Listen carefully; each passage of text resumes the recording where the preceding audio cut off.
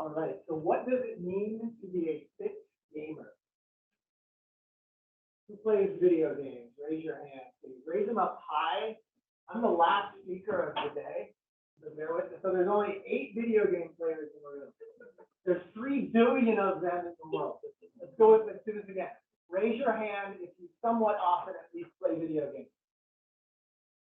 Okay, hands down. Raise your hand if you know that you are at an ACSM Greater New York Chapter conference that has to do with exercise, sports science, and esports or video games. Exactly. Okay, so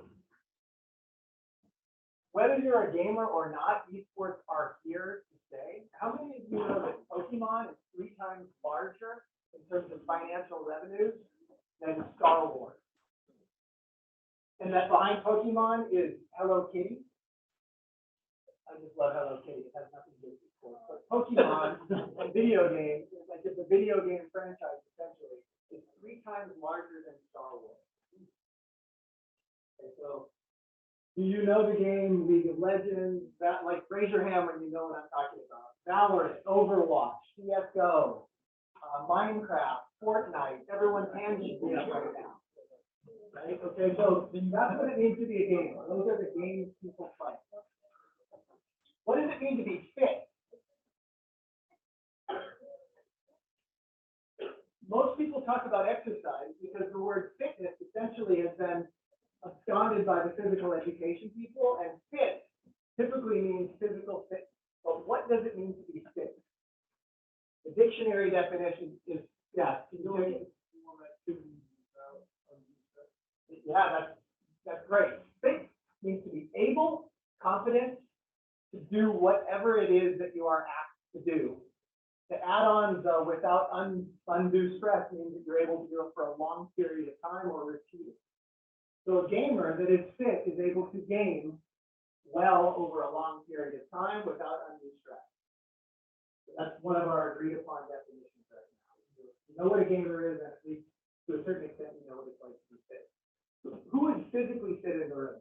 Raise your hand. If you have a level of physical fitness that you can rely upon, if your life relied on it. Okay, so not even a third of the room. This is an exercise science crowd. If I brought in e-sport athletes, the most elite, let's just say, if I brought in a high school gaming team and there were, like this room, 57 people, how many of them do you think would raise their hand if I asked them if they are physically fit? Right. It depends on the group. But I would expect that exercise physiology or sports science majors, are you interested in becoming more physically fit? Are you interested in becoming more fit as I've described it across 5 pillars? Not just physical fitness, but mental fitness, or nutritionally or dietarily fit, or do you have good sleep fitness? There's not. And I know it's going downhill fast. And then is your lifestyle one that lends itself to help you become more fit and able, whether it's carrying your groceries from your car to your house or anything that you do in life? So think about that. Is where your career going in sports science or sports medicine or exercise science interested in elevating those 5 pillars? Because with my company, FITGMR, that's what we're looking to do. And we're looking for a pledge of $1 million. So which shark? Not quite. I would go with Mark Cuban, by the way. All right, thank you. I don't know. He doesn't like to deal. So, can you please stand up? Yep, I'm going to do this. Okay.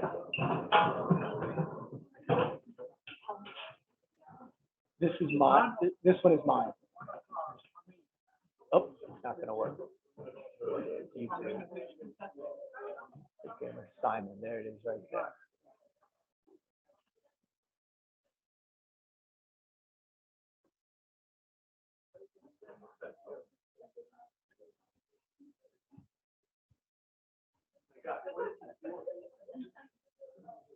So if you're physically able, you just start doing what that guy on the screen is doing. not physically able to do that if you're unwilling, just shake your shoulders, move your arms. Now, this is going to loop for an uncomfortable 2 minutes. 2 minutes.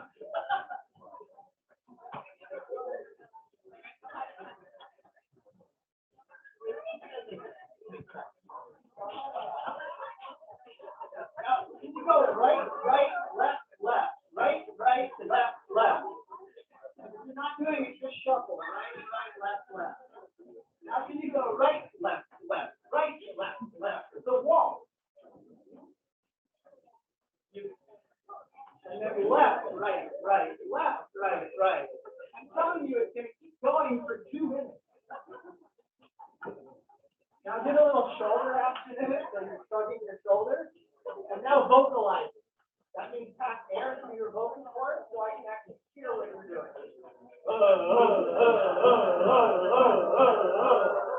There's a great motion communication about singing and chanting. Try for about 2 minutes. It's still going. Please stop for a second, but stay standing. Quiet for a sec. Stay standing. And feel the vibration actually in your fingertips. Take a deep breath. Hold it, close your eyes, and exhale through your nose. One more time. Inhale through your nose. Hold for 4 seconds. And breathe out through your mouth. You are at New York University. 33 minutes left. Thank you for doing that with me. What you just did, I call a quick drill. Tom, who presented earlier, calls that an exercise snack. If I were to do that 5 times a day, times 2 minutes, I would be doing that 10 minutes a day. How many of you so far today got more than 10 minutes of exercise or physical activity or movement? So some of you woke up, that's what I expect out of exercise. Science majors? Nice, okay.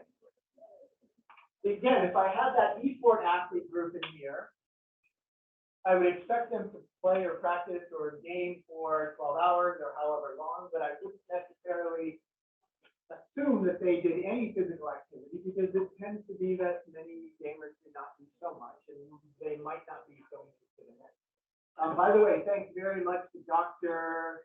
Melanie Austin, who really set the theme for the public health issue, the public health sort of focus on e-sport athletes and sort of the college thing. That was great.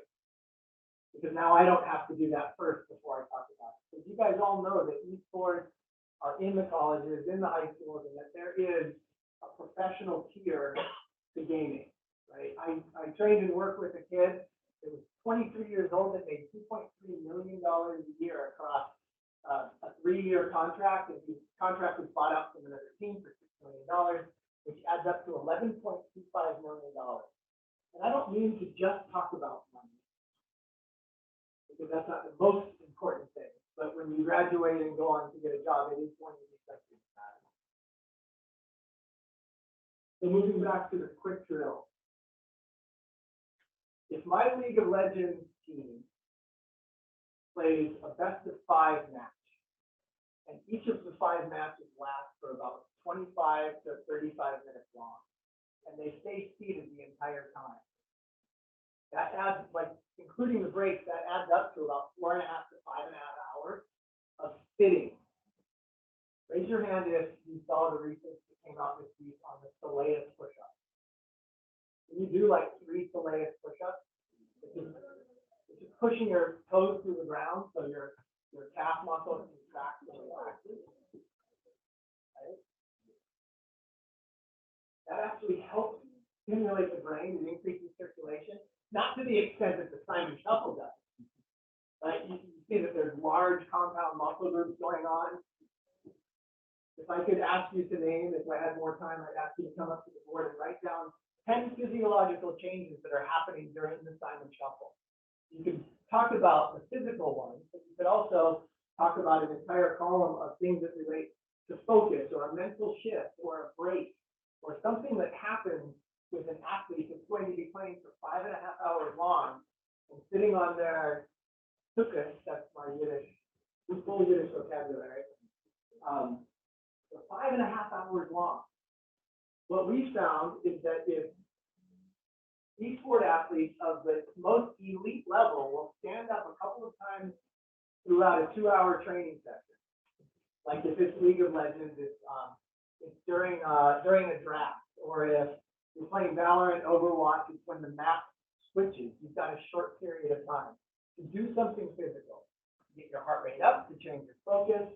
Let's allow your eyes to move away from the screen. Alex and Terry would be really happy if you didn't stare at a screen that's 1 foot 3 inches away from you for 5 hours at a time.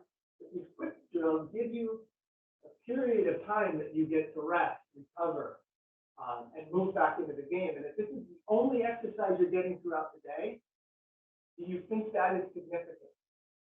Between 0 and 10 minutes.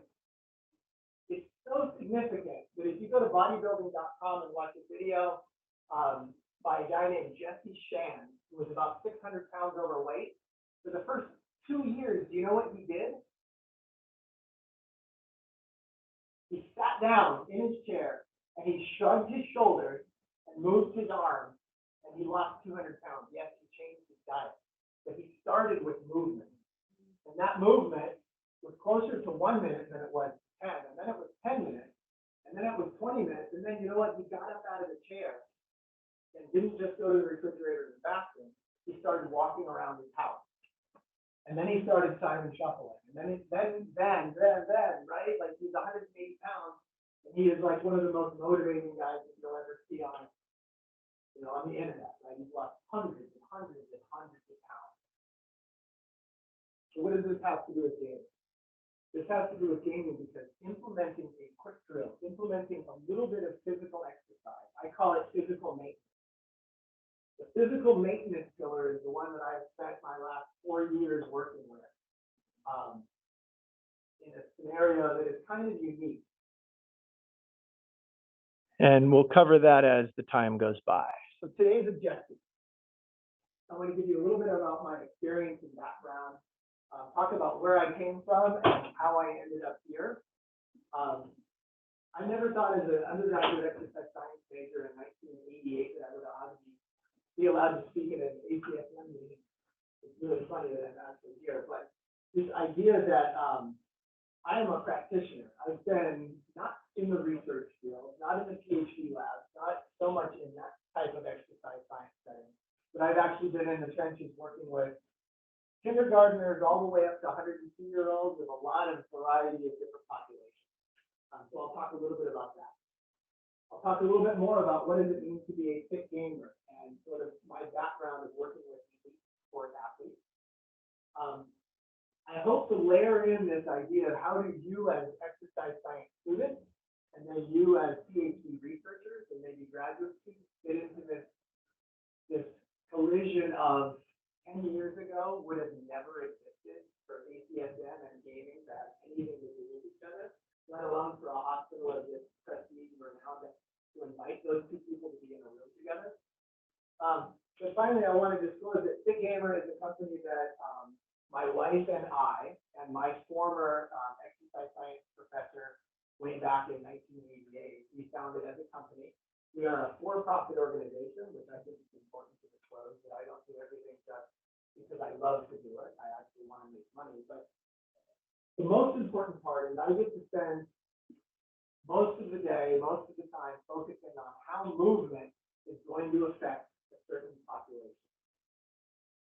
So I shared this at the meeting or the dinner that some of the professors and students were at last night. But between 1988 and 2022, it's a long time. How is, would you say, exercise science doing in terms of changing the overall health and fitness of the general population? We'll say in the United States, is it getting better? No.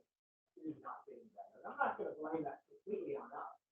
But in my disclosure, I'm going to tell you that I've decided to focus on a subset of the population, which, as I referred to before, is about at least 3 billion people. Those are the gamers, who are a subset of the population that if I were to ask you to close your eyes and to picture, what is it like to be a stereotypical gamer? In fact, let's do it. Your eyes are closed. Oh my gosh, it's dark.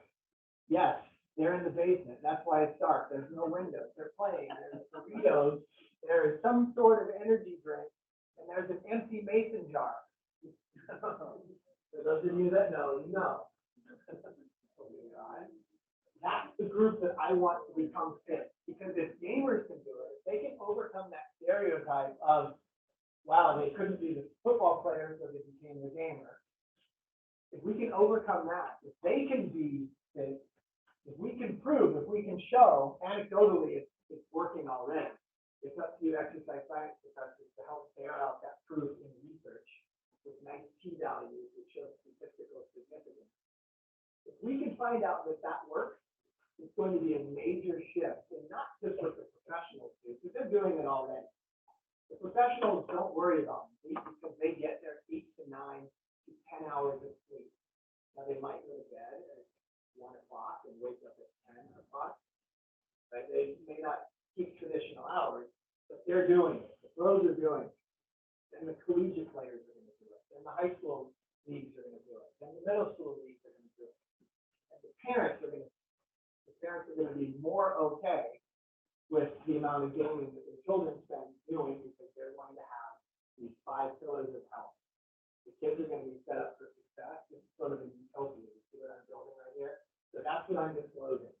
We're going to change the world by focusing on a special population that everyone said with elite football players. And lacrosse is cool now on the West Coast, so people are starting to study lacrosse. I want to pick the people that are sort of the ones that we don't think are going to succeed in this health and fitness realm and show if they can, you can.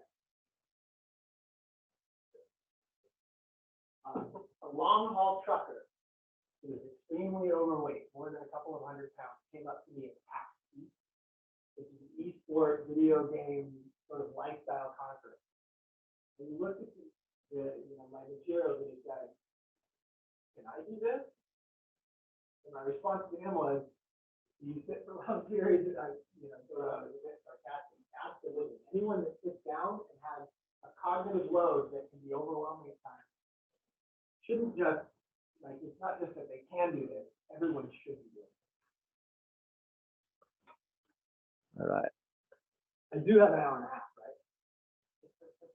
All right. So I'll breeze through the history quite quickly. I was an exercise science student in the late 80s, early 90s, working under Holden and Priscilla McRae, 2 professors that are now retired from exercise science, but they led the sports medicine department.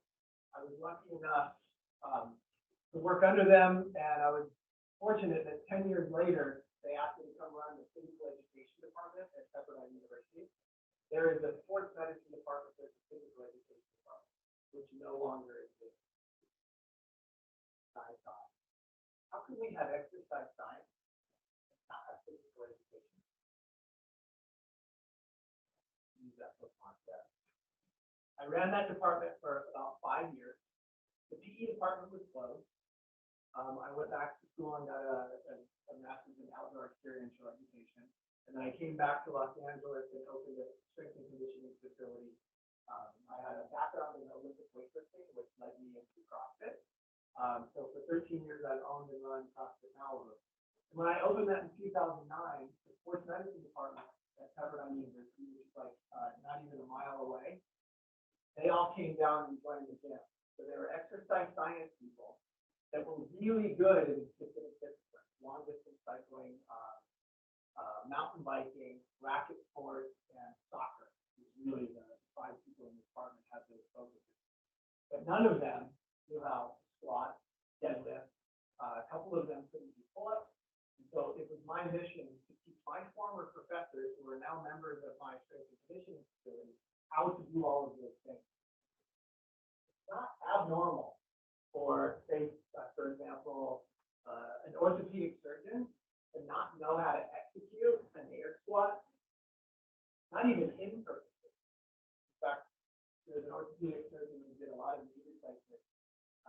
throughout his career that did not know how to execute a squat when he joined my team.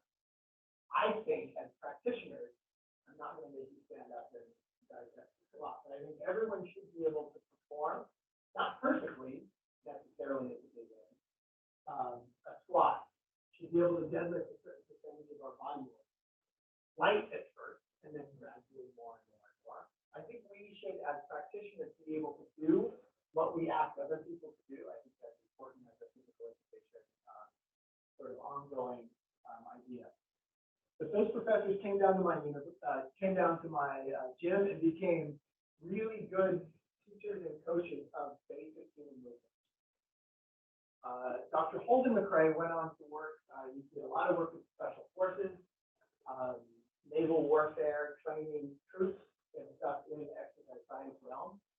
Most of it's top secret, but we do know that when he went to Red Bull and spent 10 years working with X Games type athletes in Red Bull sports performance, that he was taking what he had learned in the lab and actually was going to then implement with top level BMX motocross, skateboarders, athletes that you would think are sort of on, that are definitely on the fringe, in a very interesting, similar way that the gamers are sort of on the fringe, right? Like, imagine growing up skateboarding on the street, becoming sponsored by a multi-billion-dollar organization, and now they wanted you to actually train in the street, like to become good at doing things that develop your core, like squatting or overhead squatting or deadlifting.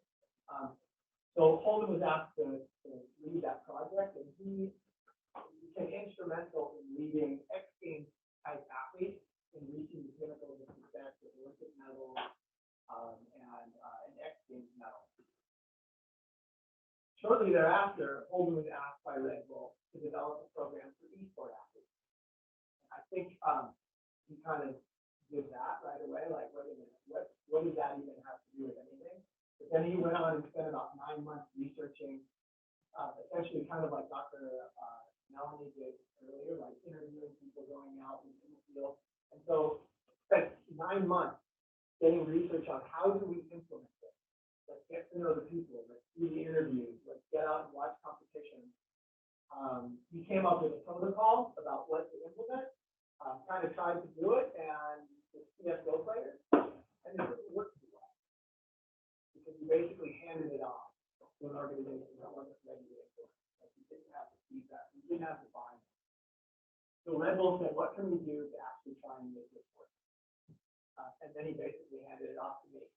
He said, Mike, hire this guy. So that's when I had the interesting and kind of strange career shift, and going from working in a strength and conditioning facility, teaching a couple of upper division sports medicine classes, to working with a pro esports organization in a strength and conditioning. Raise your hand if you know of Cloud9. Raise your hand if you know of the New York Knicks. Oh yeah. So Cloud9, roughly speaking, is the New York Yankees of North America. Is that okay? Is that okay? Maybe the Dallas Cowboys, maybe the Dodgers, but they're a pre-eminent organization where Jack ACSM, the owner and founder of the organization, walked in, Nick would be like, oh my God, that's A-Rod. That's George Steinbrenner.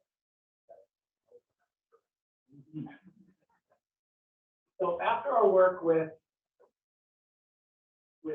starting my work with Cloud9, I basically am a sports science instructor that went in to work with these e-sport athletes.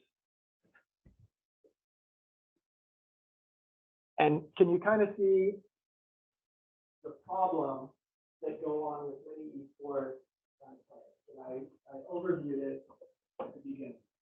Potential issues with sleep because gamers and their players are staying up all night long or grinding for many hours. It tends to be disruptive to sleep. The Doritos and the Monster Energy drink, which I referenced before, are one of the popular diets. Physical maintenance and physical performance often is not at all prioritized. In fact, sitting is kind of the new running a marathon for an e-sport athlete. The mental training, have you heard of sort of just the daily toxic environment that can be problematic with, if spend any time in some of the games, you can be flaming your fellow, players as much as, or maybe even more than the other team. And then there's the aspect of the game which is so completely overwhelming in terms of the amount of mental stress and physical, like 500 clicks per minute, like the decision-making process that go on in these sports create, some anxiety and drama. And then just a lifestyle that doesn't necessarily lend itself towards a healthy type of living. Like when an e-sport athlete posts on Twitter, I touched grass today. You understand, like that, or I touched grass this month, and it's October 31st, maybe they get it more. So these are some of the problems, and as you no doubt understand, if you start in any one place here, with no physical activity comes a lack of motivation to do anything kind of related to mental or cognitive load. With no physical activity, you have no energy, so you might not sleep well. With poor sleep, you crave high carbohydrates and you take a lot of sugar or caffeine to get you up. So this interrelated web of the 5 pillars, if something goes wrong in one, it affects the others, and so on and so forth. So you can see, even for someone that just wants to get better at a video game because they enjoy it for kind of their own recreation, it can become a sort of stress across the 5 pillars. So the solution then would be to bring these 5 pillars into balance, one at a time. And where do you want to start? Maybe you start wherever you individually, personally feel like starting. So if I were to ask someone, I'm just going to throw it out there to the group rather than explain on one individual. Where do you want to start on this list of 5? What would you choose to do to try and bring your 5 pillars into balance? What would be the first area that you could have? Dr. Mellon talked about your self-efficacy and locus of control. What do you want to do first? Nutrition. Maybe you have an idea of how you can become more successful with your sleep choices. Maybe you know that your sleep is erratic and you want to start with sleep first. Cloud9 as an organization decided we're not going to let everyone decide. We're going to decide that where we're going to start is with physical maintenance. So I showed up on Monday morning with nothing but there was a pull-up bar and a couple of dumbbells, and we started working together. How do you think that was? Not necessarily great on day one. The Cloud9 6 months previous had already started some physical activity. The 5 League of Legends, kind of the high performance varsity team, as well as the JV team, and all of the coaches and team managers, team owner, data scientists, and another manager of the team, that's 23 people, showed up on day one. They showed up on day one. I could give a rip whether or not they wanted to be there necessarily, or whether or not they were into it. They actually were there. And so I celebrated the fact that they were there. Some people did great. They've been working out, they've been training, they had already had some success with what they were doing. So let's just continue going with that. 4 years later, I've been with the organization now for 4 years, and rosters change over time. But if someone were to sign a roster for next year's League of Legends team for the spring split, they're looking for a mid-lane, right? 60 for the game. That mid-laner, when he or she signs the contract, they know that they will be showing up at 9:55 on a certain street in West Los Angeles at the Cloud9 gym where we were doing the sign and shuffle, 23 people ready to go. And if that mid-laner isn't there, it's going to be a problem. So 4 years later, it's no problem getting any of them there because they know that that's what the culture does. That's what's expected of them. There's a quick video that I'd like James to roll right now. If you're paying attention, James, there's something that we're going to click on. No one knows who James is, but he's in the backdrop. There it is.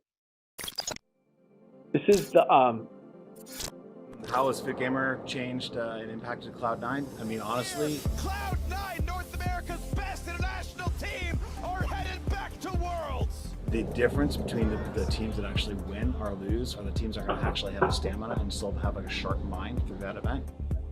Prior to having FITGMR's exercise routines that we've been doing, my players around Game 5 would get tired and lose. What's happened with the training that we've been doing, we are now, when we get to this Game 5 situations, we're the team on stage that has energy, we're the team on stage actually is sharp, and we're the team that's raising the trophies. The FITGMR app helps you not only track on your everyday workouts, but we travel a lot. So while we're traveling, we can kind of pinpoint how our players are doing, how our managers are doing. They can report what their sleep is like, and report the nutrition, and it gives us the ability to catch patterns that are not good early and address them and fix them. And our training routines, training up with both, has resulted in us lifting trophies at the end of the day. And for me, that's what actually matters. Popular, but the most used tournament game in the entire ecosystem of esports. And I get to meet with them, to train them, to back squat, push sleds, to throw medicine balls, to do pull-ups.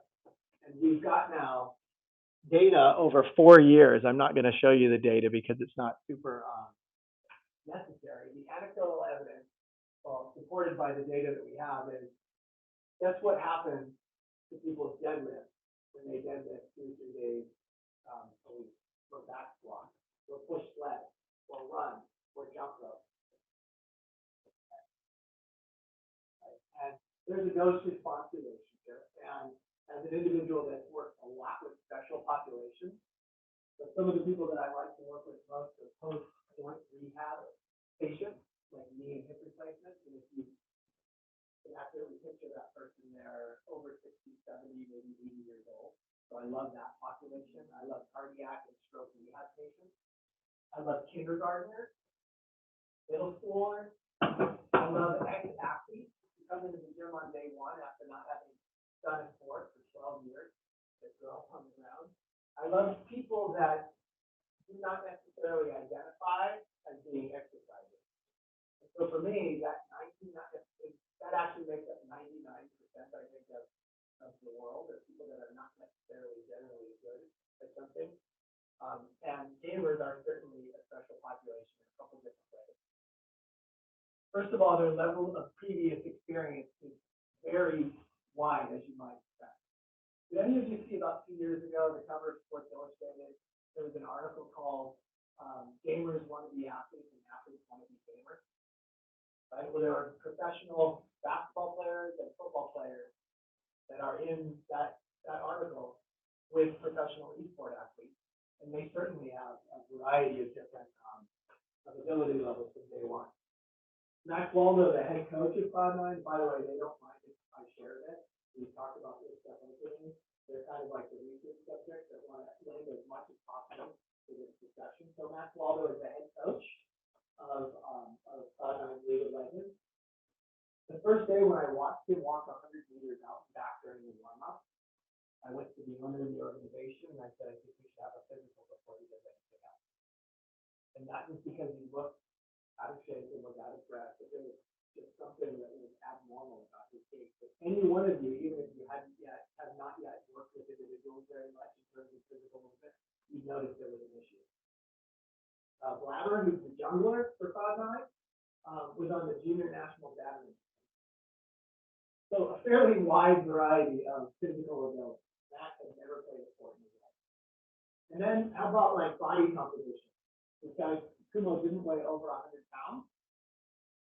He's about 5 foot.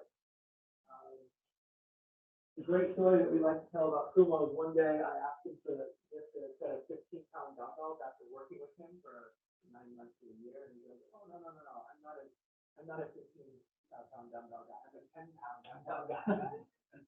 So in this specific workout, I knew that I'd been working with him for a long time, and I'm like, dumbbells are going to go great. The workout ended, he put the dumbbells down, and he looked at me and he said, "I'm a 15-pound dumbbell guy."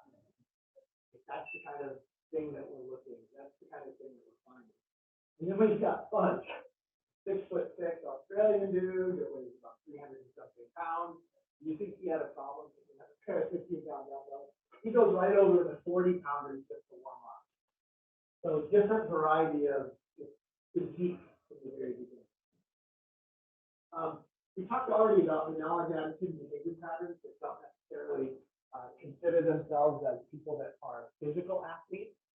They accept the idea that they're cognitive athletes. Some of them don't like the idea that they're athletes. They're still uncomfortable with that. But we like to use the word cognitive performers. Right? Because we don't have to argue about that. Somebody before said the NC2A doesn't recognize sport players as athletes.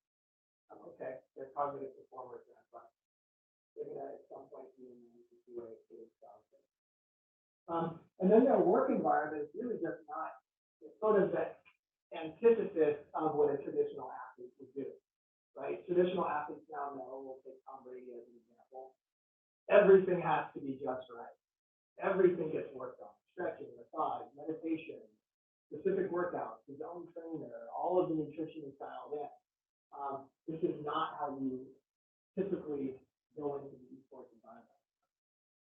And then finally, a bunch of co-contributing factors that lend themselves. I know there was a question or comment earlier about when the game or the scrim is over, the esport athlete is on Discord and Twitch at the same time. They might all actually be streaming their entire scrim, talking to their viewers, of which there could be thousands, tens of thousands. You play Overwatch, Coco Stream is doing a lot of the scrim. And so that makes it a special population. Right? Not a lot of people, when they go to the doctor's office, which is their trainer, are streaming the entire time. It's just interesting in a different position. So our work at FITGMR with people that have been special populations for a lot of times are groups that we love to work with because we work with them so much.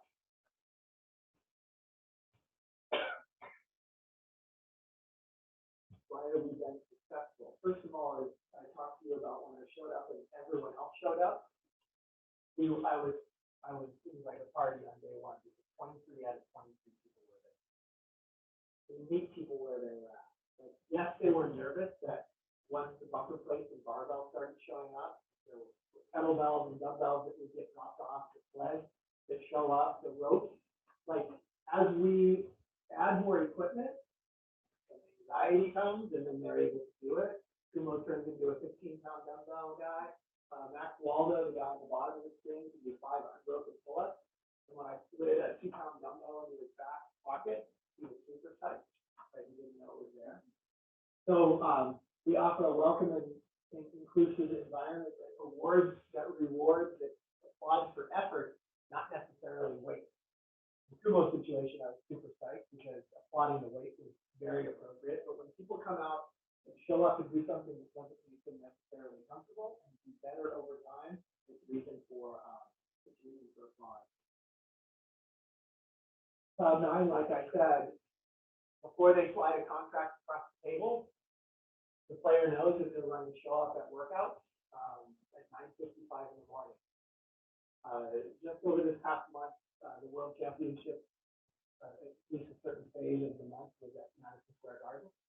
So I was at the hotel on Monday through Thursday doing the physical training regimen in the gym, in the hotel gym with the entire team, 23 something people, and other individuals from the organizations were there, not very many players, and they wondered, how do you get 23 people to show up to a hotel gym to do dumbbell thrusters, walking lunges, and jump ropes when they're video game players?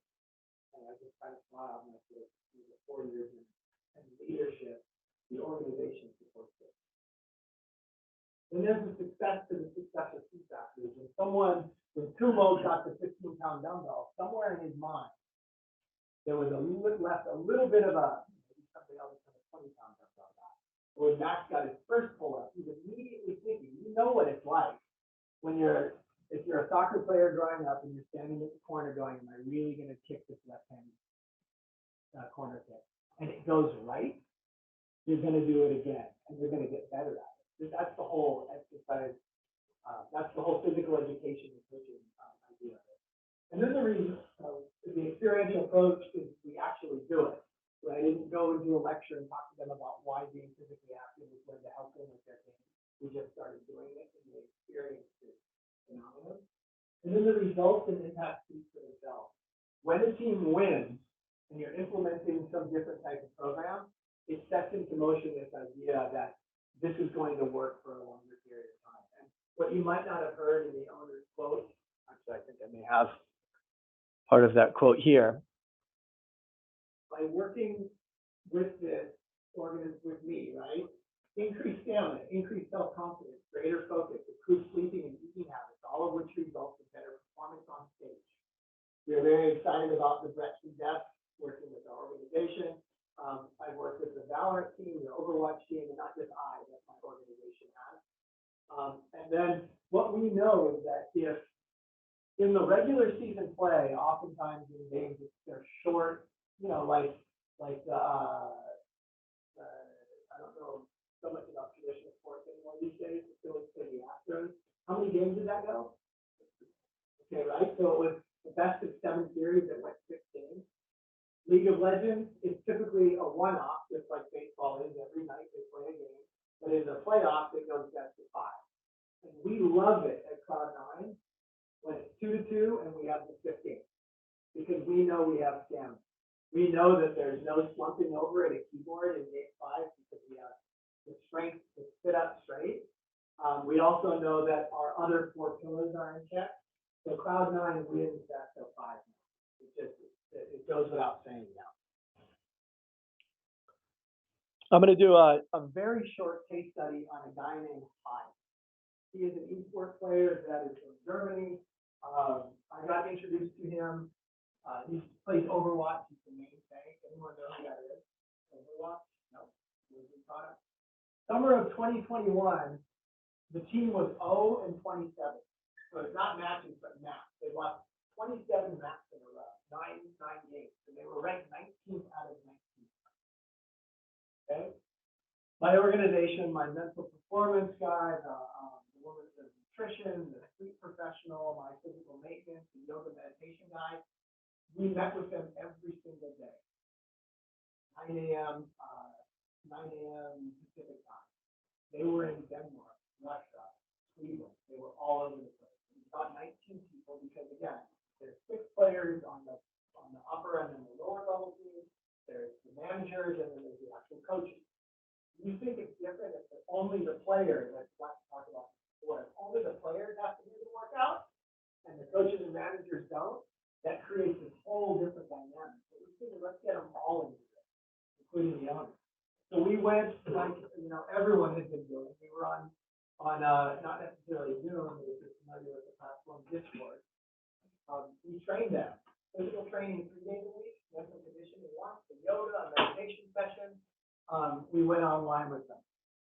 Then when the structure of the league changed and all of those mainly European league players had to move to Los Angeles and live in a house together, you know, that's the way it happens at Cloud9, we got to train them in person. So Overwatch moved to Los Angeles. At this point, the player Hadi, one day when one of our other coaches said, you know, if you're on Discord and no one's turning on their screen, you're in a Zoom call and you've been meeting with someone for 3 or 4 months and people haven't turned their screens on, it's difficult to teach people to swap. It's difficult to get that eye contact that coaches and athletes often rely upon for these relationships we build. So out of frustration, one of our other coaches said, is anyone getting anything out of this? It was sort of like a final, he was just frustrated. It was quiet, and then he called people by name. So people were like, yeah, actually speaking better. Another player said, I realize that I make better food choices because I know I'm going to have to come back and exercise on Wednesday, and if I eat like shit on Tuesday, it affects how I feel during my matches on Wednesday. Because you know the coaches are going to make us do the training, I better eat better on Tuesday. And then Hadi says, I lost 8 kilos. I think it was no big deal. I'd never seen Hadi before, so I had no idea how big of a deal it was. But when I saw him 2 to 3 months later after he moved to Los Angeles, he waved at me. He was like, I've lost 35 pounds. Like, that was the first thing that this guy just moved from Germany to Los Angeles. Instead of saying, hey, Mike, how's it going? It's great to be in LA. It's like, I lost 35 pounds. It wasn't like we're ranked better than 19. Then we got to work in person with them. This past year, they came in 6 out of 19 teams again when they were ranked 19th at the end of the last season. The Coach of the Year award went to this team. Christopher is the name of the coach. And then Hadi won the most inspirational player of the entire league, which is there's a European, a North American, and an Asian presence of the 19 team. So he won the most because before a match, he goes to the ground and does 6 or 8 push-ups. He does sit-ups. He does sign and shuffle. People know him for that. It's pretty awesome to see this again. Yeah, it's anecdotal evidence. But when the trends are going in the right way, yes, I want you researchers to continue doing research to try and figure out exactly what happened. In fact, FITGMR, we have our own internal, a couple of PhDs and people like in exercise science and mental performance aspects of things. And we're going to, we're starting to work on that. We have a relationship with the American Heart Association. So as we start collecting data over time, we're going to be able to, are you familiar with the Framingham Heart Study or the NHANES, the nurse study? That's been going on for 50-something years now. When I was an undergrad, it was there. We're going to start collecting data now so we can have this as a reference for you all that are going to be researchers can reference. James, can you hit the play button, please? This is Hadi's before picture. And it's never fun to have a before picture until you have a good after picture. What about your in-game play? We know that you've had physical changes that are beneficial for your health and your mental well-being. What about your in-game play? Where are you now compared to a year or so ago? I feel like, I personally feel like I feel better, but like I play better. But the biggest thing for like in-game stuff is like I rarely second guess myself, and I rarely like overthink stuff anymore. In the past I used to like overthink stuff, get like stuck in the situation and like question myself.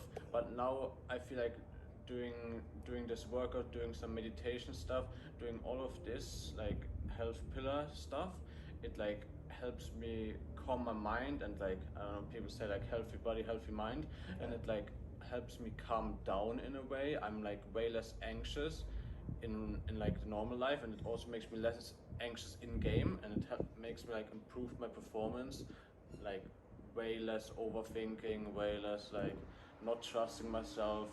I build more confidence, and like that confidence outside of the game, it also translates in confidence inside the game, and that makes my play just automatically better. That's great. That's great. So that was an interview that I did because he had just moved to Los Angeles. We'd worked together for about a month. And when I asked him that question, it was a leading question, like how is your performance improved? I thought he was going to say something completely different. I thought he was going to mention stamina or endurance. So when he went off what I thought was kind of a, hey, Ani, I thought you were going to say how you could sit up stronger and you felt just better or you slept better. And he went off the script and talked about something that I had no idea he had had any results from the meditation work that he had been doing, from the out of game mental conditioning that he's working with our performance psychologist. Like he holistically had revamped the way that he had approached the game. And again, this is one of the best Overwatch players, arguably in the world, and he's improving that much more because of things that he's doing that are related to the 5 pillars of health. So what is a fit gamer? First of all, a fit gamer is someone that has the game and that can develop the game, right? They have an in-game skill set with the motivation to practice, compete, improve, and win. They have to be somebody that is interested in the grind, interested in getting better. And that's hard, that's not necessarily a normal thing to find. But secondarily, they implement a holistic training program or regimen to support all aspects of individual and team-centered growth. They're interested in the things that are supposedly accessory work to becoming better, and they make it part of just what they do on an everyday basis. We have one of our research scientists that's going to be presenting at the Esports Research Network in Stockholm, Sweden in 2 weeks. And his talk is going to be what can esports and traditional sports learn from each other? And I think I brought up the topic of, say, something like Tom Brady. That's someone that goes in and he's developed the top line. And at his more advanced age, he continues to try and be good at that. And there are gamers who are 10 years in, like Faker, who's the best League of Legends player in the world. He's not necessarily better mechanically than a lot of the newer players, but he has 10 years of in-game wisdom that he can help his teammates with. But he can also become better because he can implement other things outside the game that are related to the 5 pillars. So the fit side of things, being able, capable, of suitable quality to meet that required purpose of becoming better at your individual esports. So I've spoken to a number of different ways how research opportunities exist in the field of exercise science and esports. You do realize now that you can graduate with a degree in exercise science and submit your resume. If you're not on LinkedIn right now, you should be on it right away because it is the way that people connect with each other in terms of finding like the research scientists that I just talked about. The first 6 months that FITGMR existed, we developed our online presence in LinkedIn, and some guy in New Zealand who just so happens to be a PhD researcher in exercise science, that is an advanced esport athlete, platinum 2 in a number of different games, that knows the field, that's worked with esport athletes, in my inbox, hey, I'm interested in your company. What do you do? That guy's been working with us for now a year and a half.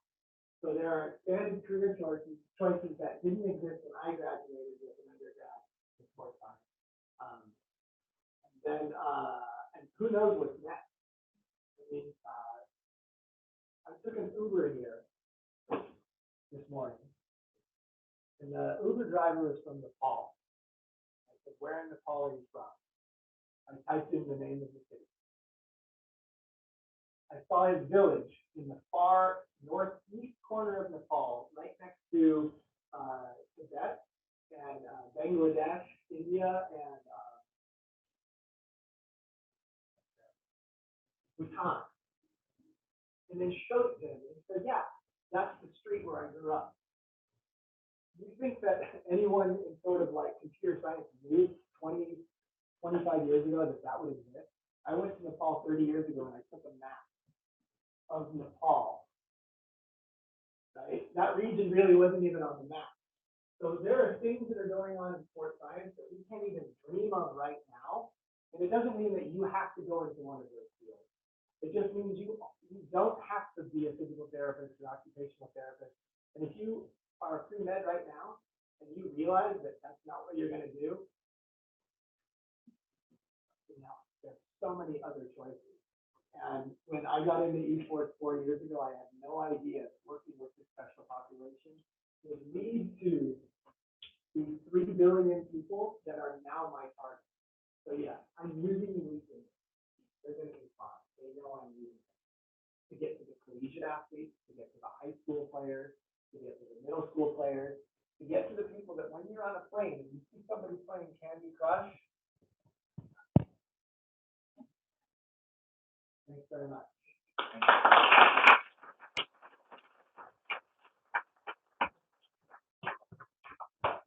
Any questions? I know I went over time. I went into my question time just a bit. If you're interested in any of the athletes, any of the programs that we do, hang out. You can ask me up here afterwards. You spoke a little bit about the NC2A and how it's coming to esports is coming to the NCAA, but out of curiosity, your opinion on it being a negative for esports because they're really going to control the environment and how much coaches can actually spend time with these athletes, the training, everything else like that. Yeah, there are so many questions that wake me up at night and I try and answer. And then I realize that there are these questions that I'm going to stay in my lane and not have to answer that. There's a side story of an organization, as I see it, they came into the high school space and they're tournament organizers. And they forced schools to sign exclusive deals with this tournament organization structure. And it wasn't super ethical to do that, fact, the developers of the games weren't licensing many of the games to them because they were being unfair. It's like, there's a football. Everyone anywhere can play football. No one owns the football. But people are trying to lay claim to like the lacrosse stick. And if you don't use the lacrosse stick that we are going to sell you, then you can't join the NC2A or something like that. So I think there are definite problems. I'm not necessarily an advocate for saying, hey, it's great to join NC2A. But there are far more opportunities in what's called collegiate scholarship spaces. I was just at Post University in Connecticut, a university of about 7,000 students, but they just got a $250,000 grant to build a brand new esports facility. So they have 20-something terminals. There's an undergraduate bachelor's degree in esports management. Because sports management already exists. You add 3 or 4 or 5 more classes that are related specifically to tournament organization, how esports is different, the marketing, the social media that's involved. You've got an undergraduate degree. Add some law and some business to it, and you have a graduate program. They have it up and running. Okay, just stop by there on the way down in New York City. So the fact that there are organizations in the collegiate spaces, ACE is one of the national alliance. There are a number of organizations that are organizing leagues that are similar to the NC2A, the AIA, and a bunch of things that I don't already know about traditional sports. Those things people are rounding up the wagons, as they say, and trying to provide places for organizations to play. And not all of them will do it in a way that necessarily benefits the school or the individual athlete. This past year was huge for the NC2A. If Hadi could have his number 6 Overwatch jersey on sale at the NC2A store and they unboxed it, that was pretty awesome. Thanks for your question.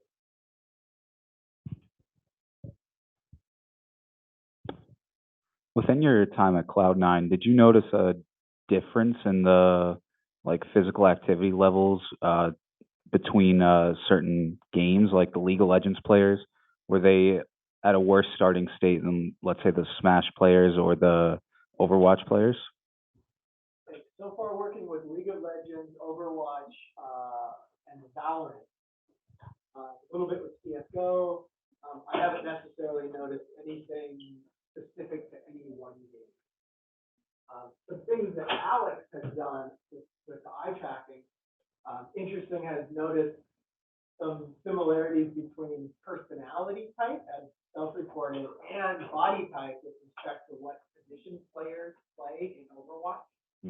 So the snipers tend to be the ones that sit back and relax. The supports tend to be the ones that are more reflective. And the more aggressive players in the game, it's not a game that I play, tend to be the ones that are kind of jittery and ready to go. So that's something that he's noticed in his sort of neuropsychology realm. I haven't found a match with that at all yet. Something that would be interesting just to start collecting cohort data on what was your previous experience with physical activity. I asked it of all my undergraduate students that I teach in a course that prepares people for the National Strength and Conditioning exam. It's called Neuromuscular Adaptation to Training. Right? If you've taken it or you know the course, prepares you for the CSCS. The first project we do in that class is everyone write a narrative overview of what was your first sport, activity, what was it like for you to grow up as a mover, as a human being in space, and how has that affected your decision to be an 18 or 19-year-old undergraduate person in exercise science. Those narratives are also super interesting.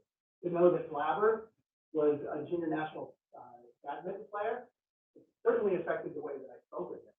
Like if he was good at something right away, I would immediately go to that and try and get him to do something different and more. If Matt, who was not necessarily into it and knew that it was good for him, but oh my gosh, like we talked about things that were so unrelated to exercise that all I cared about was making a personal connection with him as a human being. So those are just some of the things that knowing some background behind your athletes is going to help you work with them. It's exactly like Dr. Austin talked about before, is developing that relationship with them. And I contend that physical education has a novel way for instructors to bond with and learn sort of the profile of their student more than any other course.